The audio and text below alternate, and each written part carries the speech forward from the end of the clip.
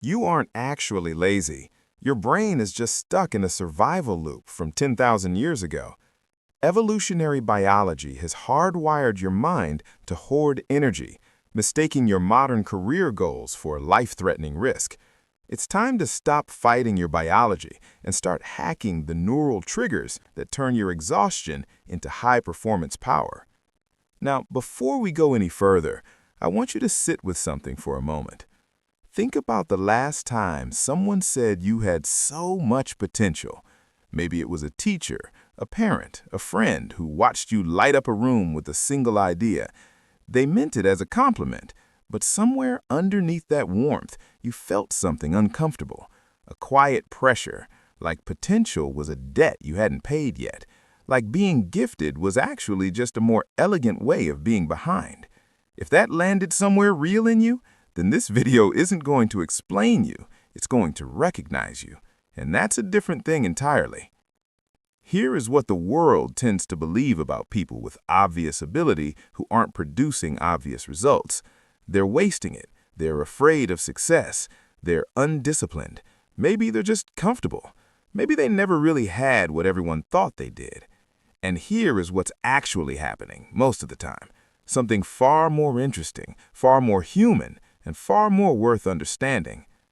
The person who has read every book in their field but hasn't started the project, the one who can explain complex systems to anyone in the room but freezes when it's time to apply it to their own life, the one who feels most alive when learning and most paralyzed when performing, that person is not broken, they are caught, and those are completely different diagnoses. The world has a long history of misreading this particular kind of person. We called Darwin a daydreamer before he handed us the framework that reorganized our understanding of life itself. We told Kafka to focus on his law career. We watched Van Gogh die believing he had failed. The pattern of the capable person who cannot seem to move is not new. What's new is that we're finally developing the language to understand why. Let's talk about what's actually going on in the brain. Not in the clinical, detached way where it stops feeling like you and starts feeling like a case study, but in the real way, the way that makes you nod slowly and exhale. There's a concept in psychology called self-handicapping.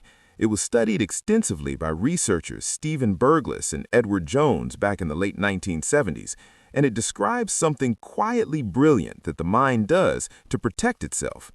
When we sense that a real test of our ability is approaching, the brain sometimes engineers a reason to fail in advance, not consciously, not maliciously, but as a form of insurance.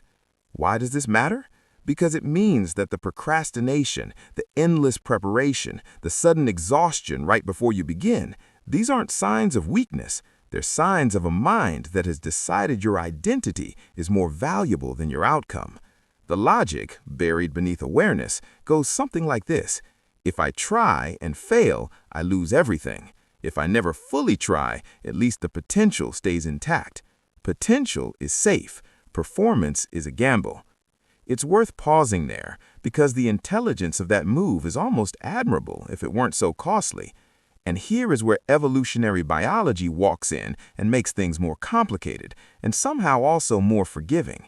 Your nervous system was built for a world that no longer exists, a world where uncertainty genuinely meant danger, where conserving energy and avoiding risk wasn't timidity, it was survival logic.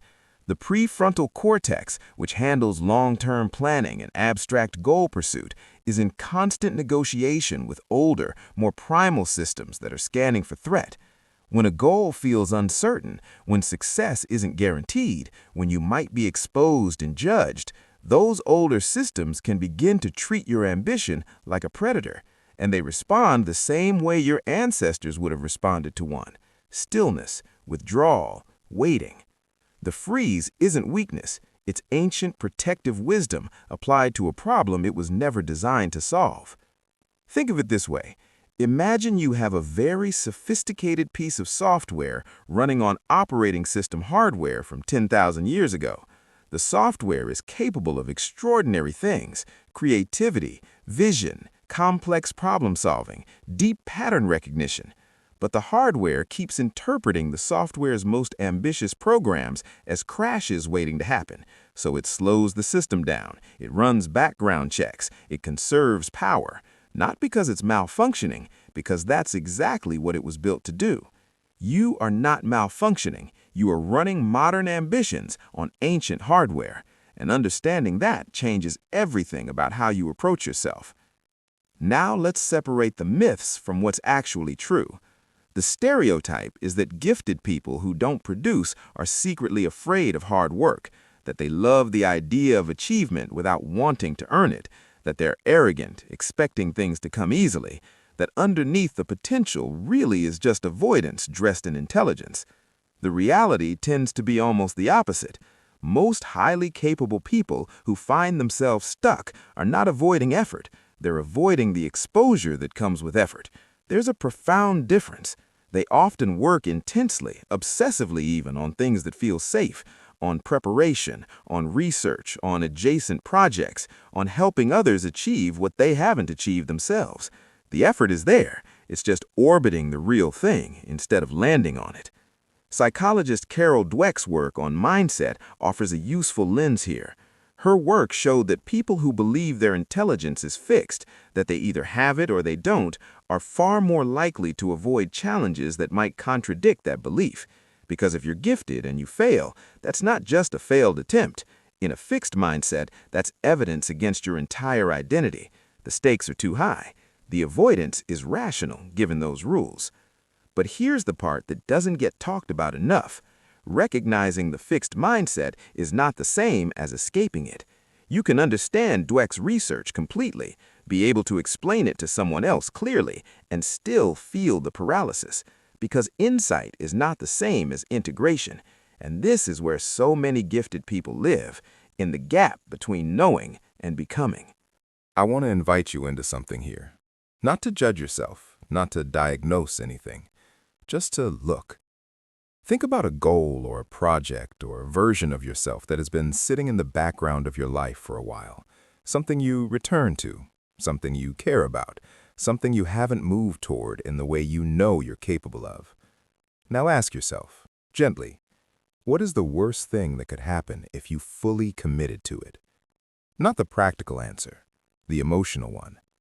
For a lot of people, the answer isn't failure, it's visibility. It's the loss of the story that says, I haven't really tried yet. Because that story is generous. It leaves room. It protects the image of who you could be from the reality of who you currently are. And there is something deeply human about needing that buffer. The question isn't whether you're avoiding. The question is whether the avoidance is still serving you. There's a meaningful difference between a person who is genuinely gathering themselves, processing, preparing, letting something ripen, and a person who is using the appearance of process to stay safe indefinitely. Both look similar from the outside. Only you know which one is true, and only in the quietest, most honest part of yourself. Neither answer makes you broken, but one of them is asking for something to change. The Japanese concept of ma, which roughly translates to negative space or the meaningful pause between things, offers something useful here. In Japanese aesthetics, silence between notes is not the absence of music, it is part of the music. The space is not empty, it is held. Some of what we call being stuck is actually ma. It is the held space before expression. The problem is when ma becomes permanent, when the pause replaces the song entirely, when the negative space is no longer in service of something, but has become the destination itself. The Stoics had a word for this kind of self-imposed inaction. They called it the obstacle of the internal citadel, the ways in which the mind, in trying to protect its own sovereignty, can become its own siege. Marcus Aurelius wrote regularly about the tension between introspection and action. He understood, perhaps better than most, that the examined life must still be lived, that awareness without movement is ultimately a kind of suffering. And yet there is also something worth honoring in the person who refuses to produce carelessly, who holds their gifts seriously enough to be afraid of wasting them. That seriousness is not the problem. It's misdirected energy. It's reverence pointed inward instead of outward. This is where I want to gently push back against the self-improvement framing, because I think it quietly does more harm than good for this particular kind of person. The self-improvement model says, here's what's wrong, here's how to fix it, here are the habits, the routines, the systems. And for someone whose core wound is around performance and evaluation, being handed a performance and evaluation framework for their personal development is just more of the same medicine that isn't working. It creates another stage to fail on, another metric to fall short of, another version of potential hovering just out of reach. What actually shifts things is not improvement, it is clarity. Specifically, the clarity that comes from understanding yourself well enough that your actions start to feel like expressions of who you are, rather than attempts to become who you should be. When Richard Feynman was asked why he worked so hard on physics, he didn't say he was trying to be great. He said he played. He described his relationship with physics as genuinely joyful, almost compulsive, like a puzzle he couldn't leave alone. The achievement was not the point, the engagement was. And that orientation, toward the thing itself rather than toward the result, is what allowed him to stay in motion without the anxiety of performance freezing him. This is not a call to be more like Feynman. That would miss the point entirely. It's a call to ask yourself what you are actually drawn to, beneath what you believe you should produce. Because underneath the stuckness, there is almost always something that pulls, something that is always pulled. And that pull is not random. It is information about who you are.